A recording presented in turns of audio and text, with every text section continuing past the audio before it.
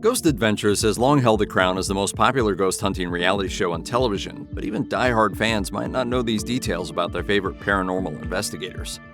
In the 2013 horror film The Conjuring, viewers follow a fictional version of famed paranormal investigators Ed and Lorraine Warren as they examine a family who recently moved into a haunted farmhouse.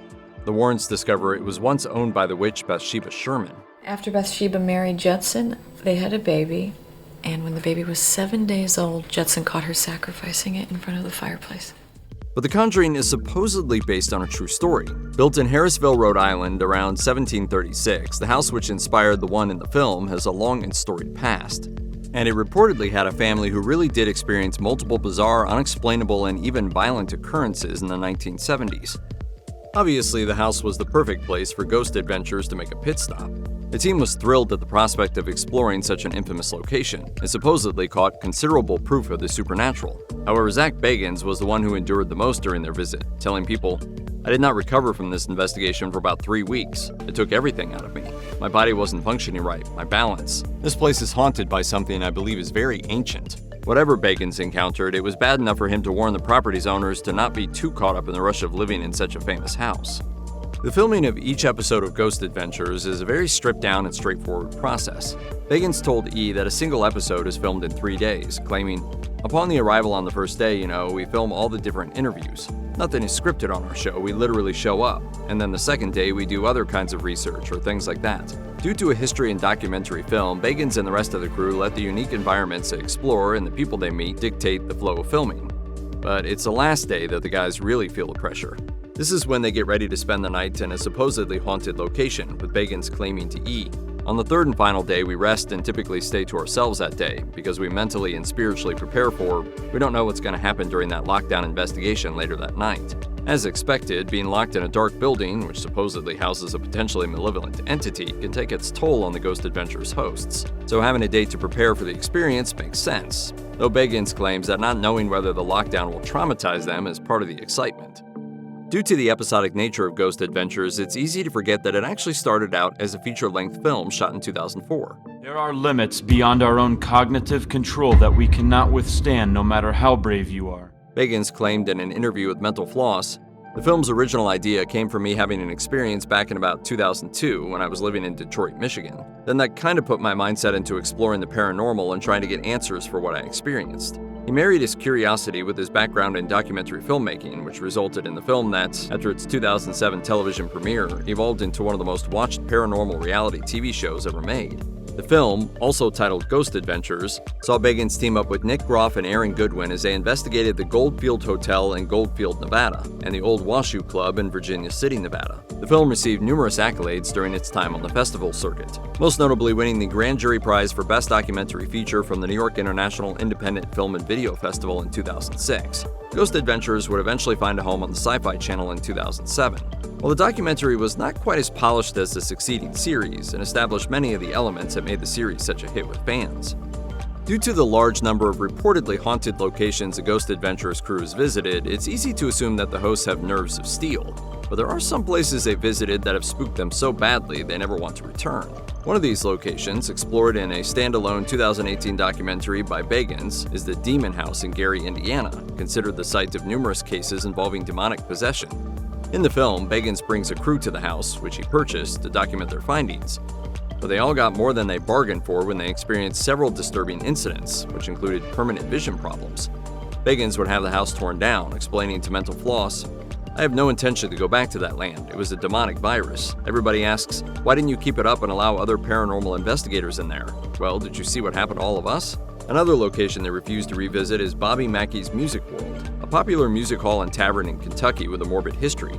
Bagans claimed in a Facebook video, "No other location stands out more than Bobby Mackey's Music World for putting such a dent and scar into our physical selves and our mental selves."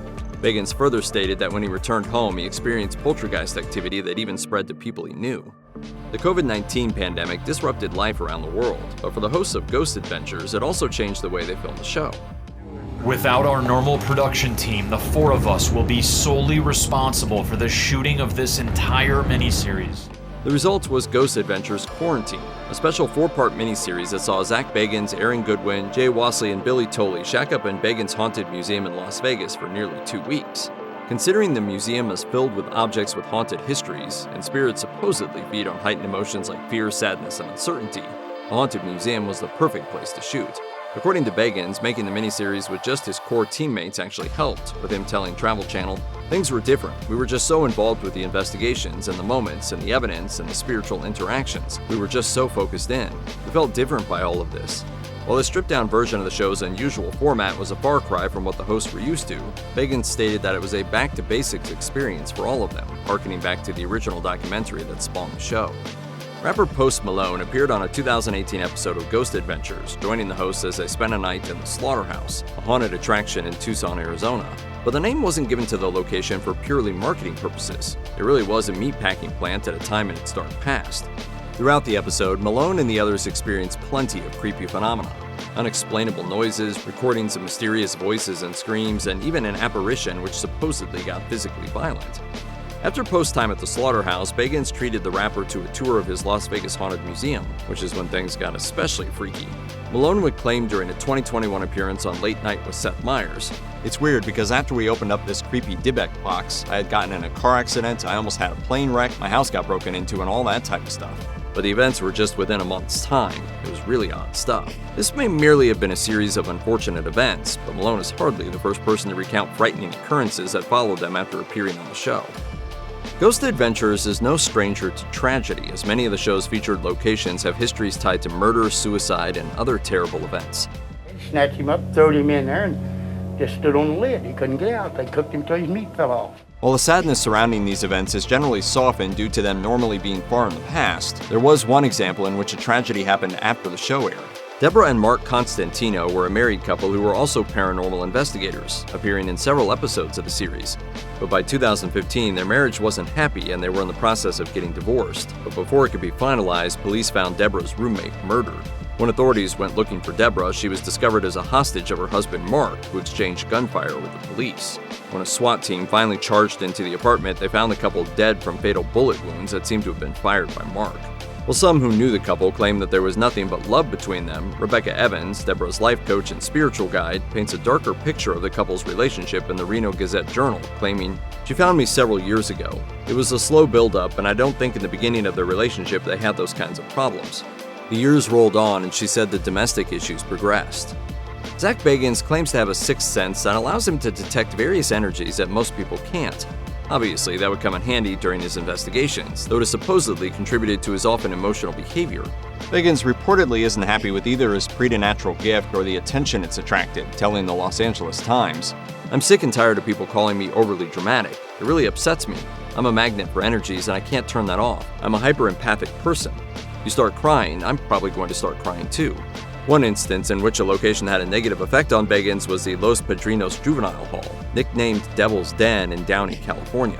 Once the Ghost Adventures hosts were locked in, it wasn't long before Bagans' personality took a turn for the worse. He would claim to the Wrap, "There was a point there when I was really disturbed. I lost time. I don't remember getting from point A to point B, and that scared me." But Bagans wasn't the only one who fell under the apparent malevolent influence of the detention center, with his co-hosts Aaron, Billy, and Jay all getting into fighting moods. "I just heard it in my head that Jay's in trouble and he's calling, so answer the walkie." Was it just cabin fever? Were their minds playing tricks on them? Or was there really something else manipulating them? Out of all the reality TV shows out there, it would be easy to expect those about ghost hunting would be the least likely to get involved in petty drama. After all, they have ghosts to worry about. Unfortunately, it seems that there's still a fair amount of competition among the paranormal investigator turned television personality crowd. A tiff between Ghost Adventures and Ghost Hunters, a similarly themed, longer-running series, erupted when the Hunters visited Bobby Mackey's Music World for an episode for their own series. One of the Hunters supposedly took open shots at the Adventures through a veiled comment about other investigators getting facts wrong about the site. It may have been a throwaway comment since the long-haunted history of Bobby Mackey's Music World makes it doubtful that the Ghost Adventures crew were its first investigators. But fans instantly assumed it was aimed at the Adventures and took the argument to X, formerly Twitter, where Bagans tweeted out taunts at Ghost Hunters International co-host Rob Demarest. But the back and forth between them online didn't last long, with the respective hosts soon going back to yelling at dust in the dark. Ghost Adventures may be a reality TV series, but Bagans has cited acclaimed film director Terrence Malick as an important influence on the show's style. Bagans explained this inspiration to American cinematographer, claiming, Malick took scenes of brutality and then hit you with a contrasting philosophical narration over long, drawn-out shots of Mother Nature. These narrations with the visuals metaphorically speak to the deeper spirit of life, no matter the situation. Bagans further claimed that Ghost Adventure's extended visuals showing the area surrounding the shooting locations serve to enhance the mood of the investigation. They convey a thematic depth not often depicted in other supernatural reality shows. But these cinematic touches aren't as surprising as you might think, as Bagans was a student at the Motion Picture Institute of Michigan. It still often dabbles in the narrative side of filmmaking. Most recently, he wrote the story for the episode 3 Ring Inferno of the currently ongoing horror series The Haunted Museum, a spin-off show he co-produces with horror filmmaker Eli Roth. That entity you keep seeing? It's responsible for a lot of lost souls. For Bagans, it was a way to return to his roots as a filmmaker. He claimed in an interview with People, "I went to a film school back in 2002 and I'm more into the documentary stuff. But it just became so visual for me. I started writing it down. I was like, what does this mean? Why am I thinking about the circus? It wouldn't get out of my head." It turns out that you don't even need to believe in ghosts to work on Ghost Adventures, as long as you're able to invent some killer gear. Bill Chappell is the main man behind many of the gadgets used on the show and is quite well known in the field of paranormal investigation. Yet when Popular Mechanics reached out to him for an interview, he simply responded with, "I do not believe in ghosts or spirits."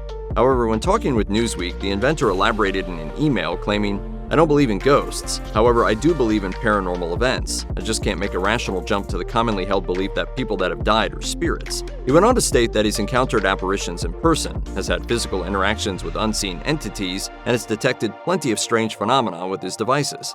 But that's apparently still not enough to make Chappell believe in ghosts. Most audiences know that so-called reality television isn't all that real, with Ghost Adventures enduring its fair share of scrutiny from claimed real-life paranormal investigators and parapsychologists. According to Dr. Barry Taft, paranormal investigators have felt the squeeze following the rise of ghost hunting reality shows, telling Salon, "Since these shows littered the landscape, calls coming in for investigations have almost disappeared. We used to get 20 to 30 a year, and then it just dropped dead. Last year, literally, we did not go on one single case." With Bagans' appearance, clothing line, and the release of his industrial rock album Necrofusion, it's easy to think that Bagans gives off rock star vibes. Because of this, some feel that he glamorizes and delegitimizes the field of paranormal investigation. However, Bagans believes that the finger-pointing in the ghost hunting community is useless, telling CNN, "With all of these paranormal shows, we're asking people to unite and to quit being so selfish and childish and share evidence and experiences with one another. People don't need to compete against one another."